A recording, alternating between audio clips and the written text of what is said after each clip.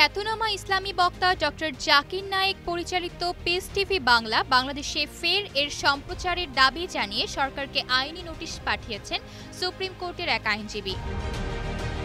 রোববার আইনজীবী মোহাম্মদ আশরাফুজ্জামান এই আইনি নোটিশটি পাঠান। নোটিশে তথ্য ও সম্প্রচার মন্ত্রণালয় এবং স্বরাষ্ট্র মন্ত্রণালয়কে বিবাদী করা হয়েছে। 7 দিনের মধ্যে পিস টিভি বাংলার ওয়েবসাইট এবং ইউআরএল এর ব্লক প্রত্যাহারে বিটিআরসিকে নির্দেশ দিতে বলা হয়েছে। অন্যথায় রিট করার কথা নোটিশে বলা হয়েছে।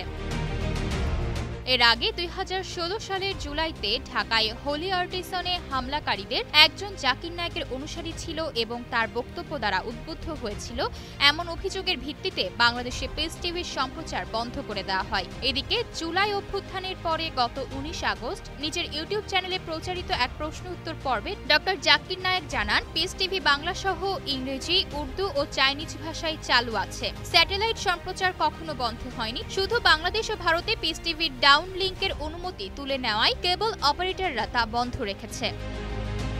স্যাটেলাইট মাধ্যমে চালু থাকলেও যেহেতু বাংলাদেশে কেবল নেটওয়ার্কে সম্প্রচার বন্ধ আছে, তাই সেটা চালুর প্রক্রিয়া চলমান রয়েছে। আবেদন করা হয়েছে, বাংলাদেশের অন্তর্বর্তী সরকার অনুমতি দিলে কয়েকদিন বা কয়েক সপ্তাহের মধ্যেই তা চালু হবে। উল্লেখ্য, ভারতীয় এই ইসলাম প্রচারক 7 বছরেরও বেশি সময় ধরে দক্ষিণ পূর্ব এশিয়ার দেশ মালয়েশিয়াতে নির্বাসিত আছেন। সেখানেই তার স্থায়ীভাবে থাকার অনুমতি রয়েছে। আয়শা অর্থী, নিউজ ডেস্ক, গ্লোবাল টেলিভিশন।